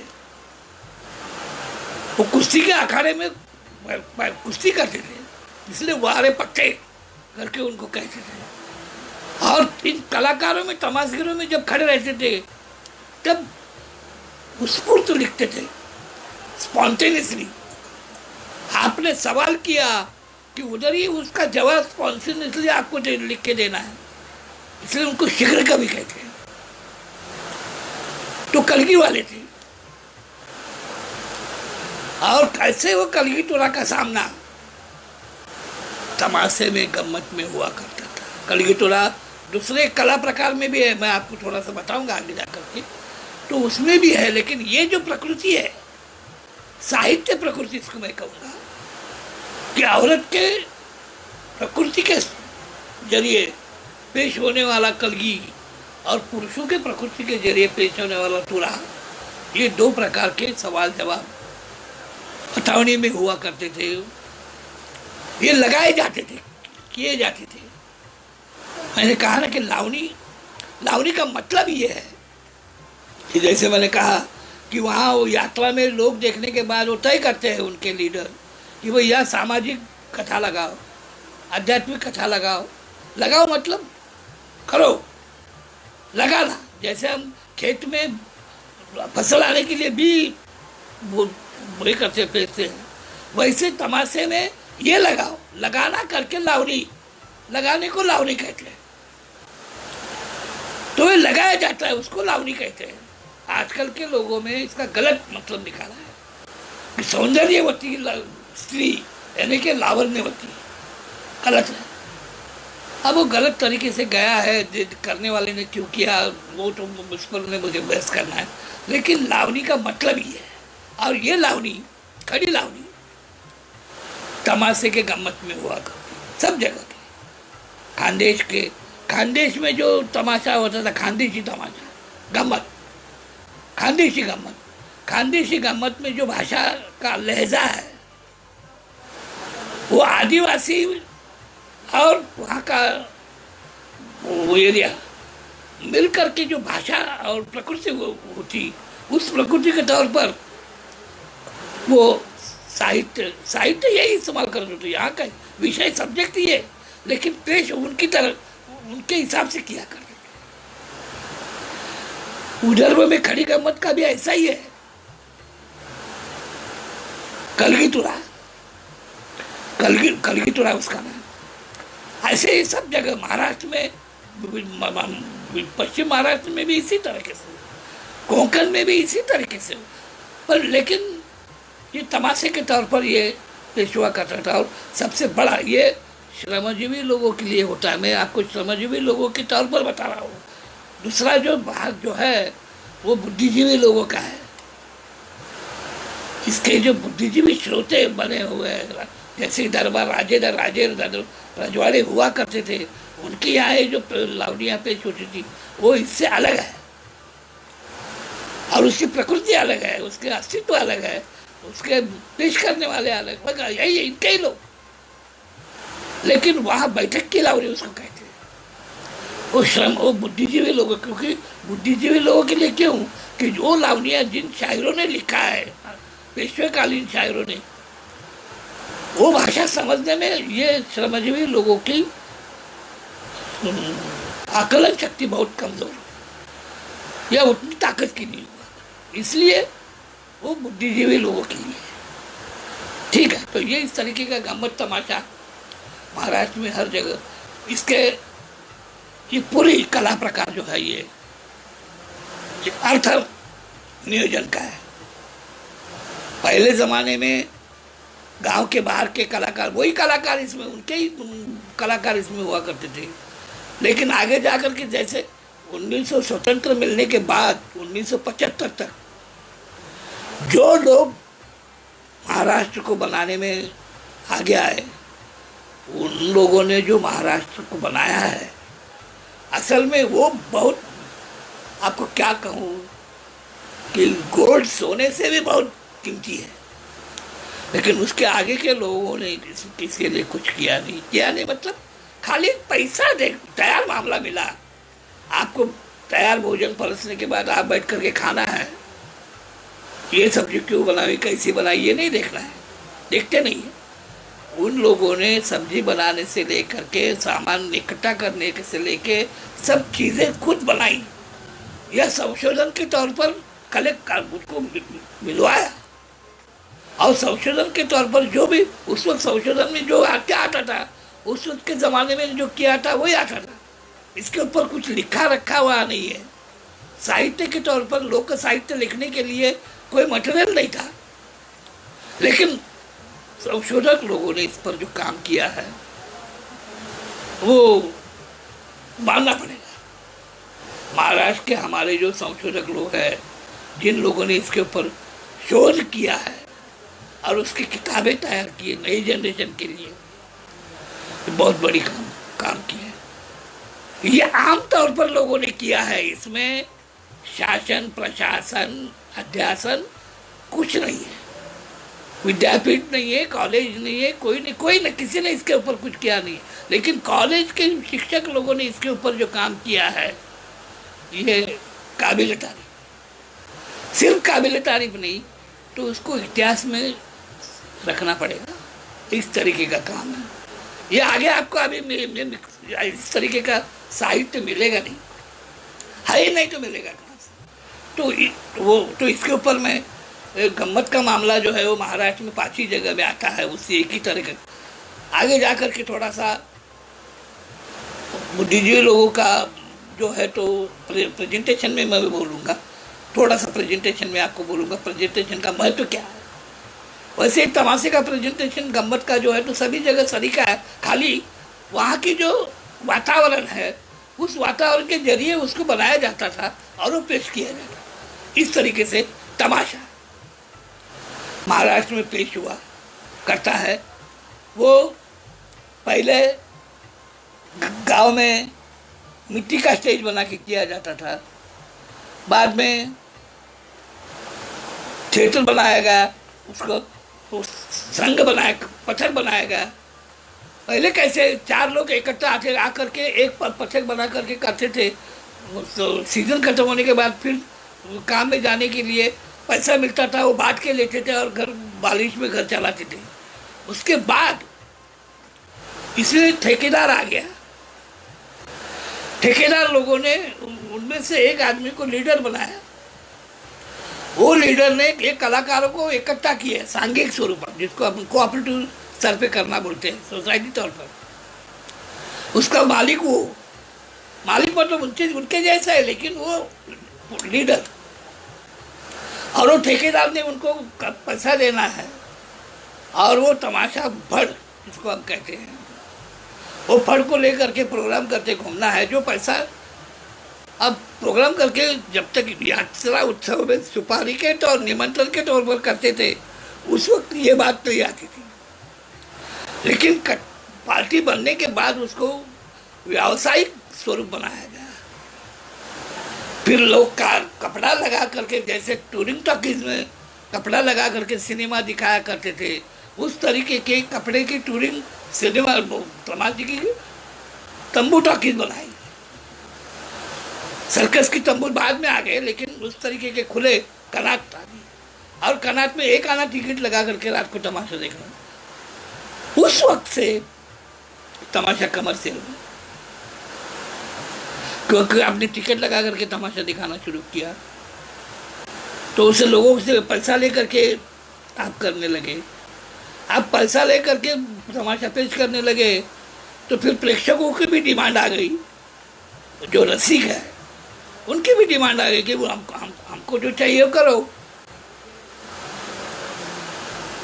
सही बात, सरल सीधी बात है। जब मार्केटिंग आता है तो मार्केट में जो चीज़ बेची जाती है वही व्यापारी रखता है। अब खरीदने वाला जो है वो उनको पसंद आता है वही लेगा, बाकी कुछ लेगा, तो उसकी चॉइस आएगी। उस तरीके का कमर्शियल अस्तित्व इस क्षेत्र में आ गया स्वतंत्र मिलने के बाद। लेकिन 1950 से लेकर 1960 तक सुवर्ण युग था। बहुत बड़ी तादाद में लोग भीड़ किया करते थे। उस वक्त के ज़माने में 10,000 रुपये कलेक्शन एक दिन का क्या होगा बताइए। लेकिन वो तमाशे वाले को, कलाकारों को मिलता नहीं था, वो ठेकेदार को मिलता था। ठेकेदार उनके पैसे उनको देता था। मतलब मलाई निकाले गवली, दूध दे गाय मलाई निकाले गवली और खाए ठेकेदार। इस तरीके का कारोबार शुरू हो गया, वो आज तक चालू है। आज के इसके ऊपर भी मैं खत्म करते हुए बोलूँगा, थोड़ा सा बोलूँगा, ज़्यादा नहीं। तो इस तरीके से तमाशे के फड़ आ गए। मैंने भी कुछ लोगों को मदद, मतलब मैं तो सोशल वर्कर था, मैं कार्यकर्ता ही रहा हूँ इस क्षेत्र में। मैं भी 8 साल शास्त्रीय गाना पढ़ा हूँ, इसलिए संगीत का जो अस्तित्व है मुझे ज़्यादा करीब से मालूम है। लेकिन मैं कलाकार करके आया नहीं, मैं इनका सोशल वर्कर, सेवक करके आया हूँ और करीब 50 साल में ये काम इन लोगों में कर रहा हूँ। तो उसमें जो मुझे अनुभव आया है वो तो मैं अभी यहाँ शेयर नहीं करूँगा, लेकिन कुछ अच्छे गलत बातें हुई है तो मैं थोड़ा सा इस पर नहीं बोलूँगा। मैं खाली आपको एक कला के अस्तित्व के तौर पर महाराष्ट्र की ये जो कला है, ये बहुत ही खूबसूरत दर्शन चित्र लेकर के लोगों के सामने पेश शुरू में हुई, बाद में उसमें विकृत स्थिति आ गई। मुझे 2 साल पहले महाराष्ट्र सरकार ने एक पुरस्कार दिया। उस पुरस्कार में जो कला पथक ढुड़की फट तमाशे में महोत्सव था गवर्नमेंट का, पेश करने के लिए आया। उसमें तमाशे के जो वेशभूषा है, नौवारी साड़ी पहन करके पूरे शरीर को ढकना और ये सौंदर्य को लोगों के सामने रखना, खूबसूरती, और ये खूबसूरती को पूरे शरीर को खूबसूरत करने के हिसाब से तो औरतें पेश किया। औरतें जब आई तो औरतें आने के बाद किया गया। तो ये जो खूबसूरती के को लेकर के जब आगे आए तो आगे जा करके तो मैं मेरे संस्कार के दिन देखा, मिनिस्टर साहब मेरे साथ बैठे थे, तो तमाशे का जो वेशभूषा औरतों का हुआ करता था, नौवारी साड़ी, बिल्कुल शरीर को बाकायदा बहुत अच्छे, बहुत सुंदर तरीके से पहना हुआ रहता था, और जो चेहरे को मेकअप वगैरह जो बहुत ही खूबसूरत सुंदर, वो कुछ वहाँ दिखाई नहीं दिया। नई जनरेशन की लड़कियाँ नाच रही थी और वो स्लीव ब्लाउज पहन करके और 6 बार साड़ी पहन करके, यहाँ 9 बार साड़ी तमाशे में पहना नहीं जाती थी, 6 बार साड़ी पहन करके ऑर्केस्ट्रा डांस कर रही थी तमाशे के नाम पर। कहाँ जा रहे हैं? पैसे के चाहत से ठेकेदार को पैसा जाता है, कलाकारों को मिलता नहीं है। वो कलाकारगण बाद में भीख मांगते हैं। मैंने कहा ना कि बारिश के दिन एक बहुत बड़ा षड्यंत्र है। इसके ऊपर हमने गवर्नमेंट से काम करने का कोशिश किया, लेकिन गवर्नमेंट ने हमको साथ नहीं दिया। जान लो, उसके बारे में मुझे कुछ कहना नहीं। लेकिन तमाशे के ये कलाकार विशेषता ढोलकी फड़के तमाशा, बहुरंगी तमाशा करने वाले, ये अर्थार्जन के तौर पर आज भी बेहाल है। उनको गांव में रहने के लिए घर नहीं। औरतों की यहाँ तमाशे में काम करने वाले औरतों को तो उनके शादी भी नहीं होती है। फिर उनके भावनाओं को शमाने का क्या सुविधा है? उनकी जवानी जो होती है, वो जवानी को इस्तेमाल करने के लिए कहाँ जाए? वो बाजार में जाए? ये नहीं, उनको जिंदगी को मार करके लोगों को रिझाना होता है, और इसमें जिंदगी तबाह हो जाती है, बूढ़े हो जाते हैं। और बूढ़ेपन में संभालने वाला कोई नहीं होने के नाते उनकी दशा दिखाई नहीं जाती, देखी नहीं जाती, ऐसी हालत आ जाए। कोई बात नहीं। तो ये सब चीज़ जो है, ये बहुरंगी तमाशे का जो है, ये सब मामला पूरे महाराष्ट्र में, जो पश्चिम महाराष्ट्र, कोंकण वगैरह सब जगह, कोंकण में गम्मत जो है वो अलग ढंग से अभी पेश होती है। उसका स्वरूप बदल दिया है, सवाल जवाब में लाया है और ऑर्केस्ट्रा आ गया है। उसके जो असली इंस्ट्रूमेंट है, वाद्य है, वो आज नहीं है। ये सब ऑर्केस्ट्रा के वाद्य आए हैं और ऑर्केस्ट्रा के वाद्य पर आ गए। तो इसलिए बहुरंगी तमाशा जो है वो आज विकृत अवस्था में उसकी स्थिती है। एक प्रश्न विवर्सा, हे झालं की पोवाड्याबद्दल डिटेल्स मी प्रश्न विचारतो. तर तो ये जो है तो इस पर यहाँ मैं रुकता हूँ. मैं खाली थोड़ी देर थोड़े शब्द में क्या कहूँ बुद्धिजीवी लोगों के बारे में, कलाकारों में बोलूँगा. बुद्धिजीवी कलाकार जो है ये अच्छे बजाने वाले उनके ही कलाकार होते हैं. औरतें काम करने वाली उनकी ही होती. जैसे मैंने कहा कि डोंबारी समाज, कोलाटी समाज जो है वो रास्ते पर काम करके अपनी उपजीविका चलाते थे. उनको उठा करके अब्दुल रहमान सेठ करके एक जुए का अड्डा चलाने वाला आदमी था, कॉन्ट्रैक्टर. उसने देखा कि साली ये लड़की अच्छी नाचती है, अच्छा गाना गाती है. उसने अपने जुगाड़ के अड्डे पर अगर इनको ले जाए और इनका गाना रखे तो लोग अपने पास भीड़ करेंगे और भीड़ करने के बाद जुआ खेलने के लिए आएंगे. तो वो सोच ले करके वो रास्ते पर काम करने वाले डोंबारी समाज की लड़कियों को उनके घर के लोगों को बोल करके वहाँ ला करके कार्यक्रम शुरू किया. शुरू में एक आध हफ्ते कुछ उतना प्रतिशत नहीं मिला, लेकिन बाद में जो भीड़ होने लगी उससे उनको धंधा होने लगा. फिर उन्होंने दिमाग चलाया और छोटे थिएटर बनाए, घूमते थिएटर, मोबाइल थिएटर अपन कहते हैं ना, वैसे घूमते थिएटर बनाए. और वहाँ इनको नचाने के पथक शुरू किए.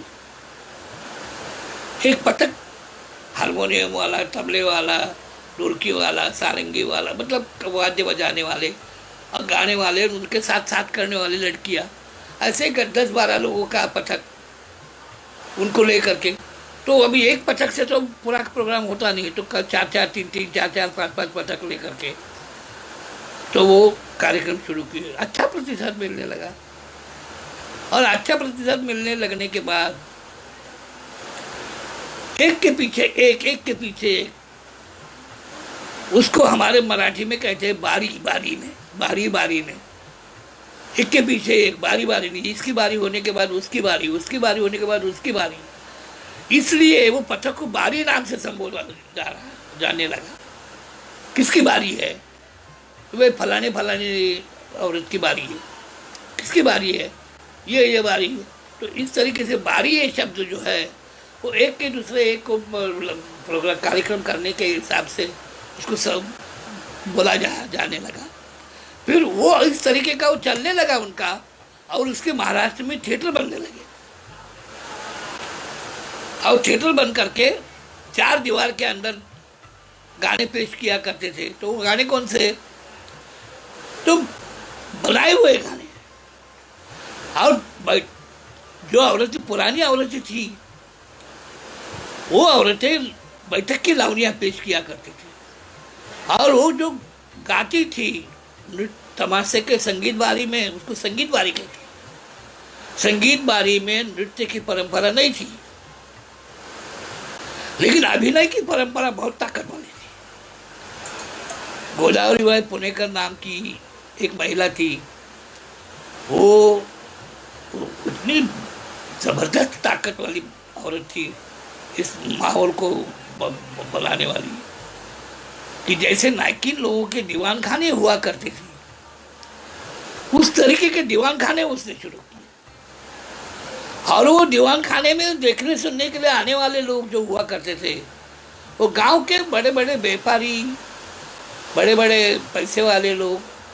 और वहाँ आने के बाद उनको जो आनंद मिलता था पेश होने का, तो वो आनंद क्या था? औरतों को देख करके आनंद नहीं मिलता था. उनको आनंद जो मिलता था तो वो महिलाएं जो लावनियाँ पेश बैठक की करती थी, उसमें संगीत, बहुत ही बेहतरीन मीठा वाद्य और तंतु वाद्य हुआ करते थे उस वक्त. वो गाने के साथ सारंगी हो, दिलरुबा हो, वायलिन हो, ये सब वाद्य हुआ करते थे. और वो जो लावनी पेश कराई करने वाली थी, वो लावनी के प्रकार थे. बालेघाटी लावणी, चौकाची लावणी, अध्यात्माची लावणी, चक्कर, इस तरीके के अलग अलग किस्म के प्रकार हुआ करते थे, उसकी प्रकृति हुआ करती थी, वो लावनी की प्रकृति हुआ करती। काव्य तो सब इस तरीके होते हैं, शब्द वो होते हैं, लेकिन उसकी प्रकृति हुआ करती थी।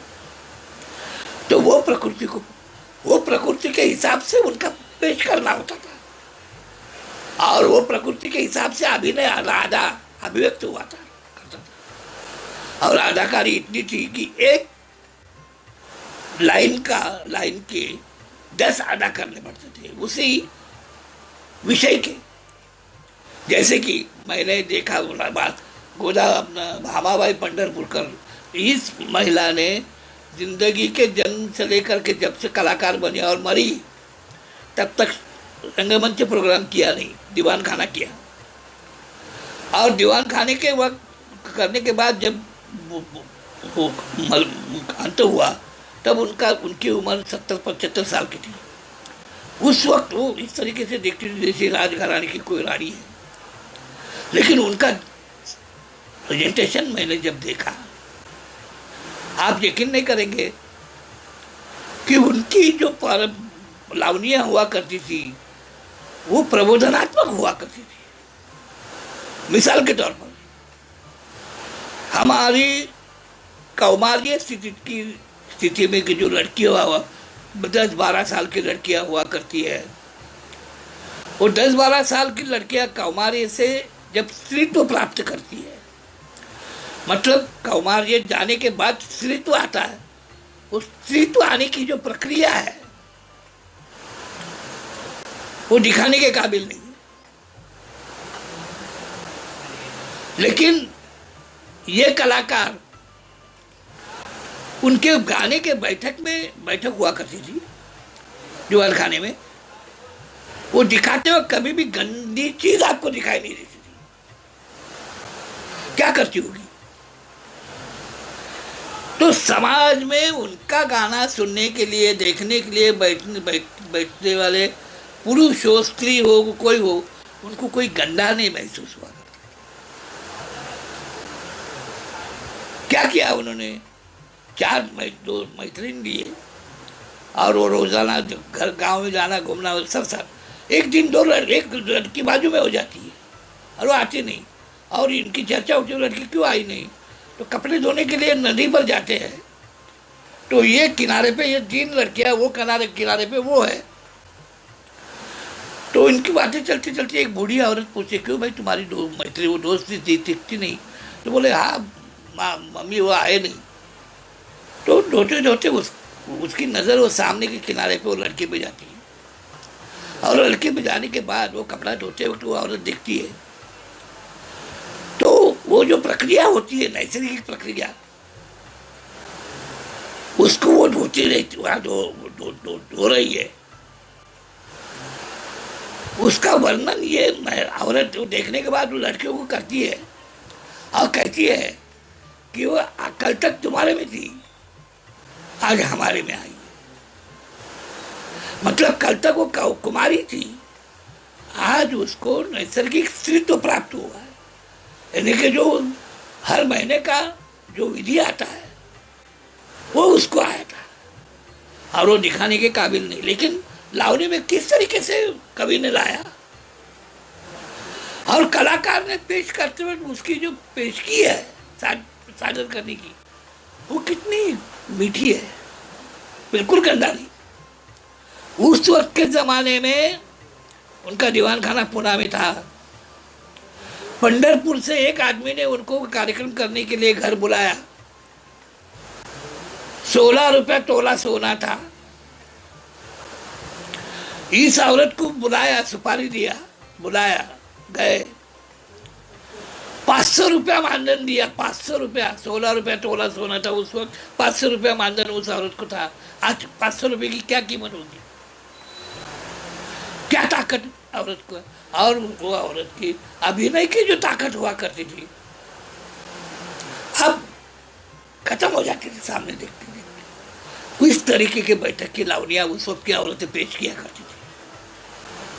राजे रजवाड़े में, दरबारों में जो लावनी के प्रोग्राम हुआ करते थे तो उस तरीके के हुआ करते थे।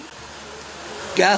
तो ये बैठक की लावनी का अस्तित्व है। और इस तरीके के महाराष्ट्र में थिएटर बन गए, और थिएटर बनने के बाद आगे वो बाद में वो दीवान खाने बंद हो गए और सिनेमा के गाने आ गए। सिनेमा के गाने आ गए तो सिनेमा का सब मामला आ गया। वो अच्छा बुरा है, लोग उसका नतीजा निकाले, मैं उसके ऊपर कुछ बात नहीं करूँगा। तो इस तरीके से पारंपरिक बैठकी के लावनी को लावनी लगाना कहते हैं।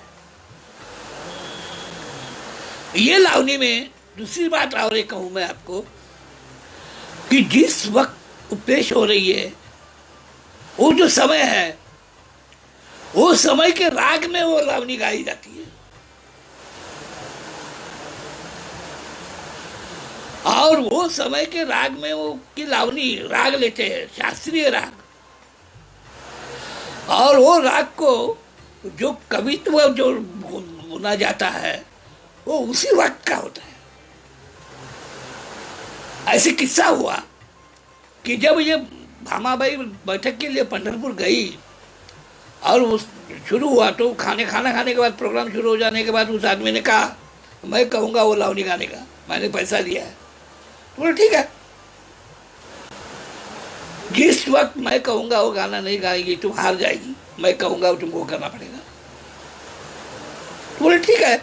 फिर उसने भी कहा अगर पहले तो हमको ऐसे बोला नहीं, लेकिन आपने अभी हमारे सामने ये आपका सवाल रखा है, तो उसका मेरा भी सवाल है, क्या आप जो भी लावनी मुझे बताएंगे वो उस वक्त की होनी चाहिए।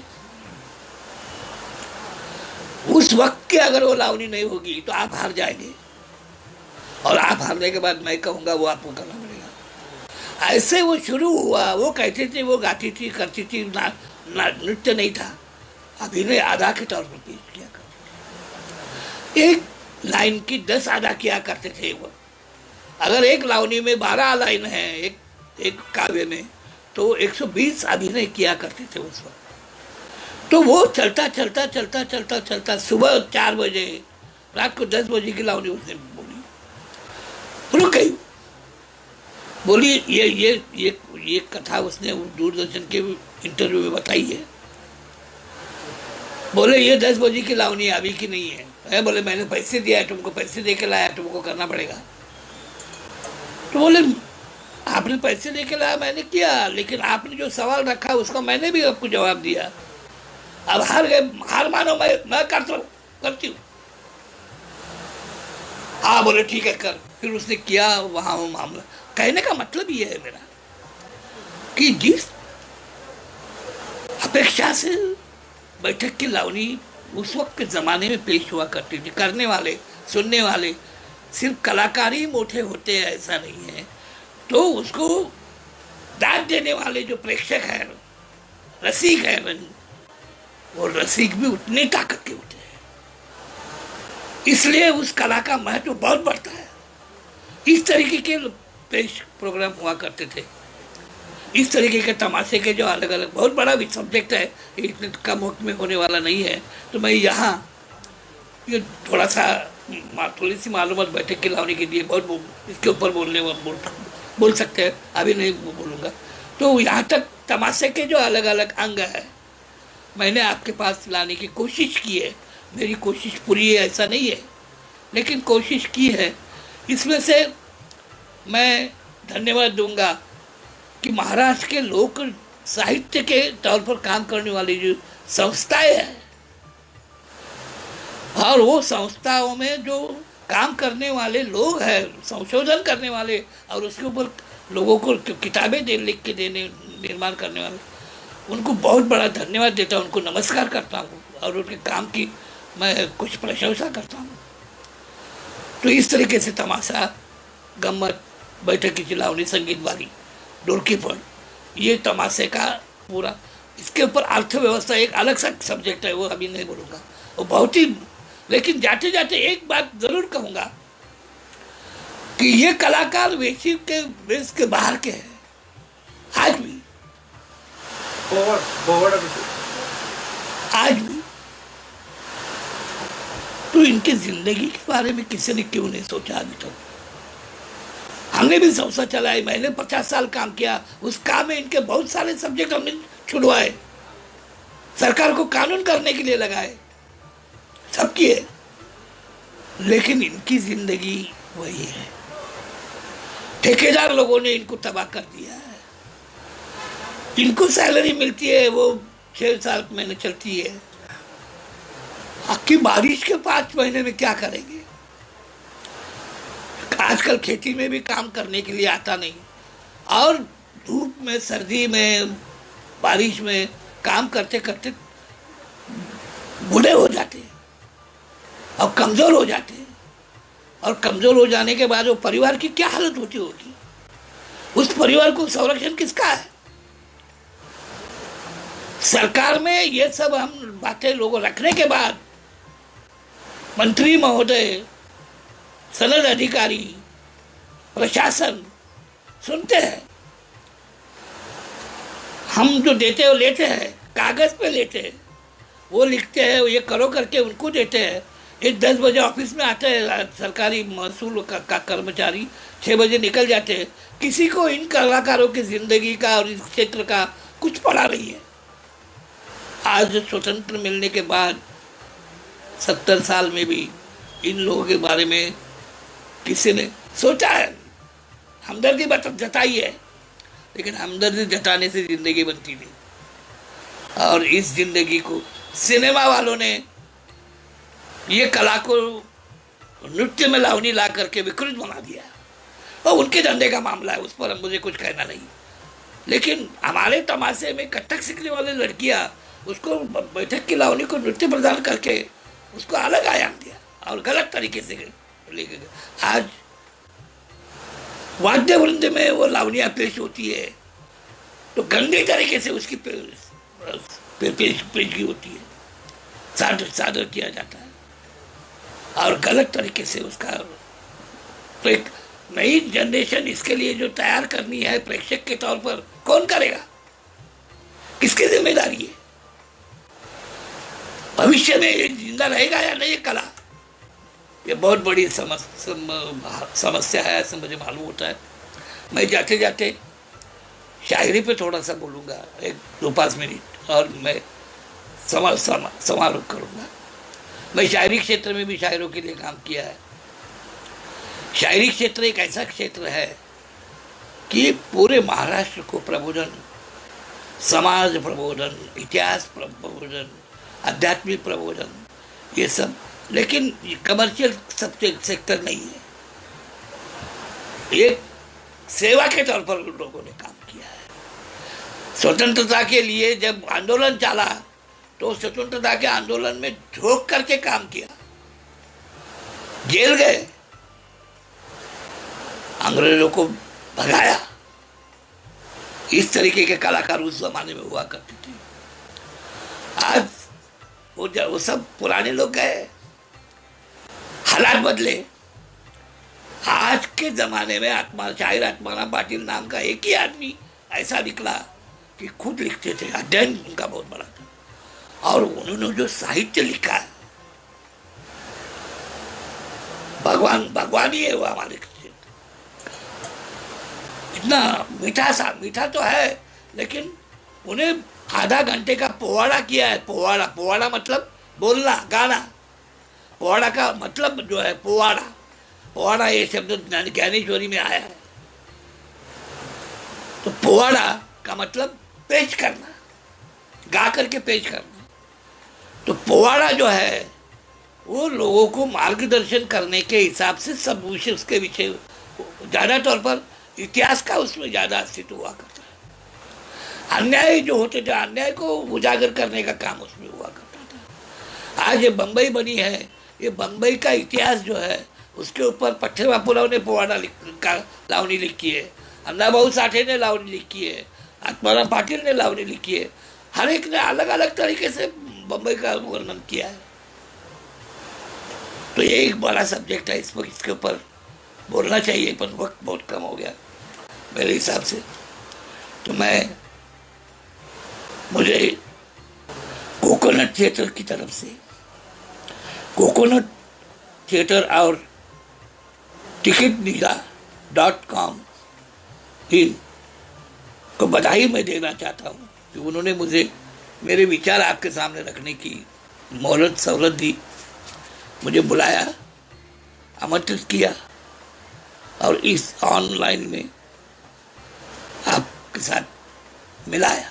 इसके लिए मैं उनको बधाई देता हूँ। ये कहकर मेरा कथन मैं यहाँ ठहरता हूँ। आपका मैंने मौलिक वक्त लिया। ये थिएटर ने मुझे ये एक बहुत बड़ा वक्त दिया। मैं वो कथक का शतचार नतमस्तक होकर प्रणाम करता हूँ और आपको भी प्रणाम करता हूँ। आपका जिंदगी का आगे की सफर बहुत अच्छी हो, ये भगवान को मैं विनती करता हूँ और मैं यहाँ रुकता हूँ। जय हिंद, जय महाराष्ट्र।